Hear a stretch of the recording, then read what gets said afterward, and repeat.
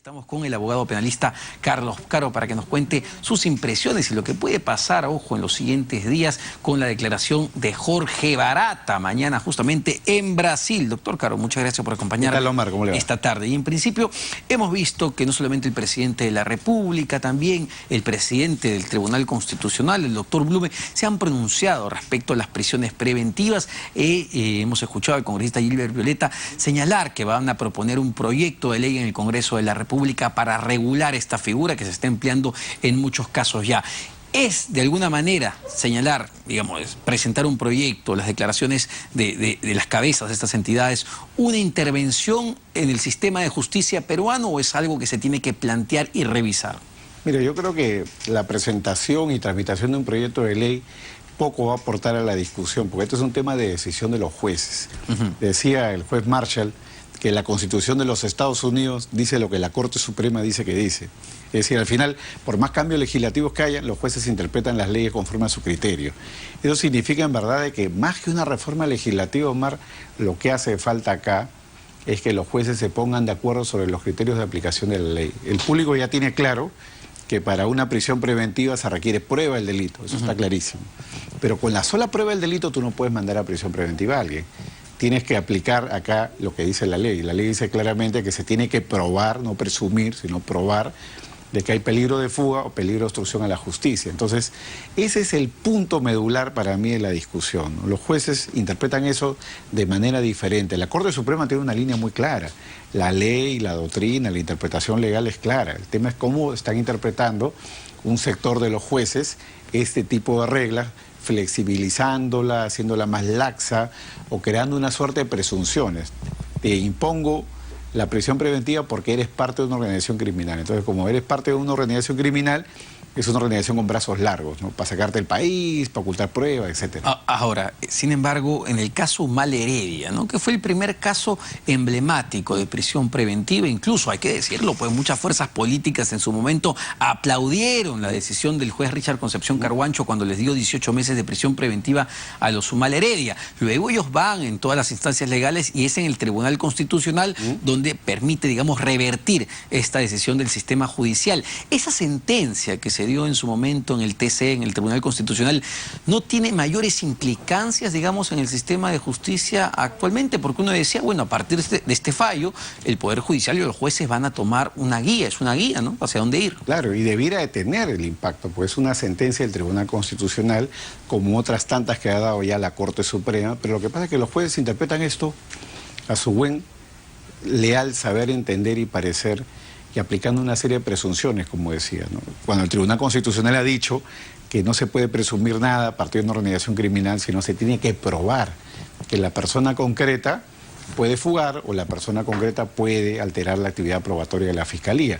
Ahora, el tema central en el caso Humala y Heredia es un buen ejemplo de cómo la Fiscalía, digamos, trabajó mucho por una prisión preventiva que luego se cayó y hasta el día de hoy no ha llegado el caso a juicio. No hay acusación fiscal. No hay acusación fiscal, con lo cual en verdad lo que se está persiguiendo es una suerte de resultado efímero, la detención preventiva, cuando en verdad el trabajo de la Fiscalía y el éxito, los goles de la Fiscalía pasan por lograr eventualmente una condena luego de un juicio y una acusación. Ahora, poniéndonos del otro lado, ¿no? Estamos hablando de que se está investigando un mega caso de corrupción que empieza en Brasil y que tiene sus tentáculos en toda América Latina. Son casos sumamente complejos. Hay algunos casos que tienen que ver con financiamiento ilegal de campaña, que son los que se siguen. Hay otros casos que tienen que ver con corrupción, con sobornos a funcionarios públicos, a expresidentes de la República.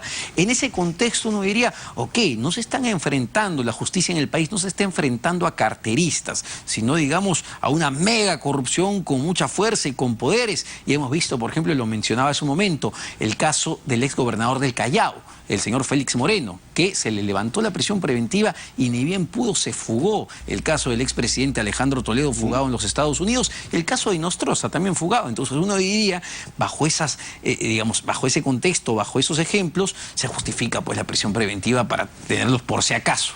Claro, esos son muy buenos ejemplos de la deficiencia que tiene el sistema policial, porque ojo, los jueces dan la medida, quien tiene que aplicarla son los policías. Control de fronteras lo tiene la policía y Inostroza se escapó vía la frontera Por otro lado, el señor Félix Moreno, contando ya con una condena que está en este momento con paradero desconocido, y Toledo salió sin impedimento de salida. Sin impedimento. Y él siempre dice, yo no soy un prófugo, pues cuando yo salí, digamos, dando la cara. Eso es lo que él dice.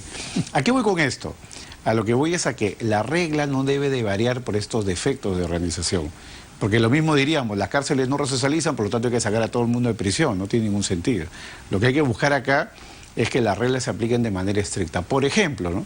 Si una persona yo tengo dudas de que va a rehuir la justicia, yo le hago firmar cada día, al final del día, le hago ir al juzgado a hacer control biométrico de huella digital. Eso lo puede poner el juez.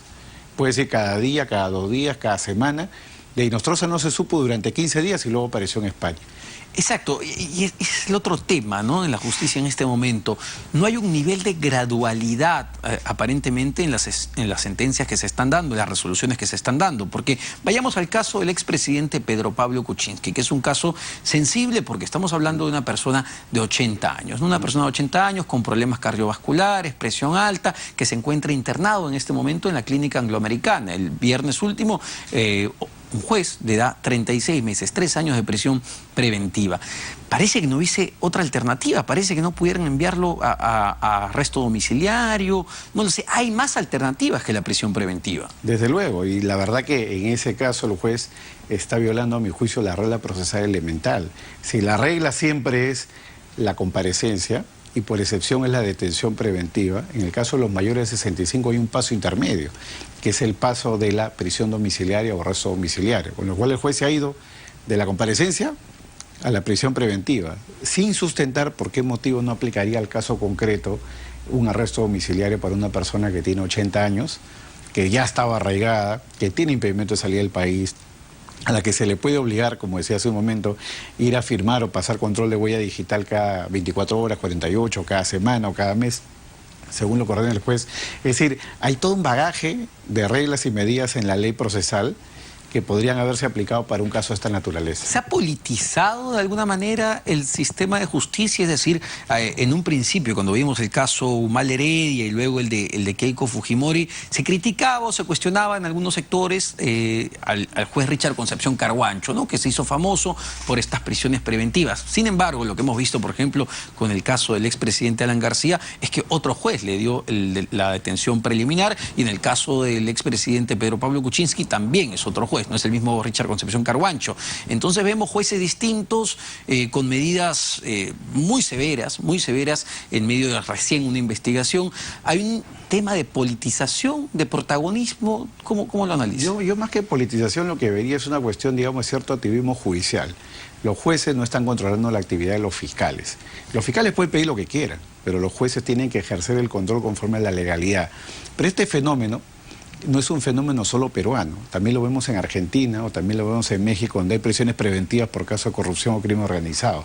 Pero si vamos, por ejemplo, a España, y Inostroza fue liberado a los pocos meses, o si vemos, por ejemplo, Estados Unidos, donde el señor Burger estuvo acá en prisión un año y luego a los 2 días le dieron allá comparecencia bajo fianza, son ejemplos de cómo el mundo se va moviendo. Incluso en Brasil, el señor Lula, que es el caso icónico, digamos, del lavajato brasilero, es presidente, fue solamente a prisión una vez que su condena estuvo completamente firme y había pedido todos los habeas corpus.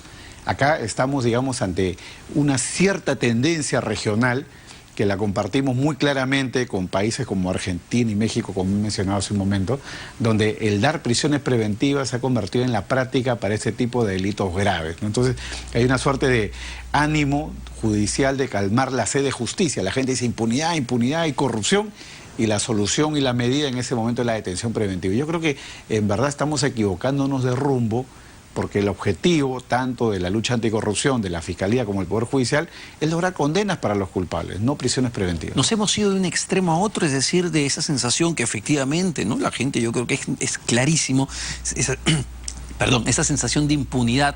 Hemos pasado a un exceso, digamos, de carcelería, de severidad con nuestros investigados. Desde mi punto de vista sí, pero además como un golpe al aire, porque si vemos, por ejemplo, el caso de Humal Heredia, estuvieron presos 9 meses, luego salieron y para el público les queda la sensación de que acá no pasó nada, ¿no? Entraron y salieron y no, hasta el día de hoy ni siquiera los han acusado. Es decir, lo que la propia Fiscalía decía que iba a hacer, del 2017 decían que iban a acusar, hasta el día de hoy eso no se ha producido. Entonces hay una cierta responsabilidad de la Fiscalía más que del Poder Judicial Y el público debe entender que la mejor sede de justicia se calma con una condena para los culpables, luego de un juicio, efectivamente, pero no con las prisiones preventivas que pueden ser, como decía hace un momento, efímeras, ¿no? Ahora, ¿qué va a pasar, doctor Caro, después de la declaración de mañana de Jorge Barata? Tiene una semana bastante activa los fiscales en Brasil, y Jorge Barata, en teoría, tendría que contar todos los detalles de los diferentes casos que tiene, no solamente la del expresidente Alan García, sino la serie de casos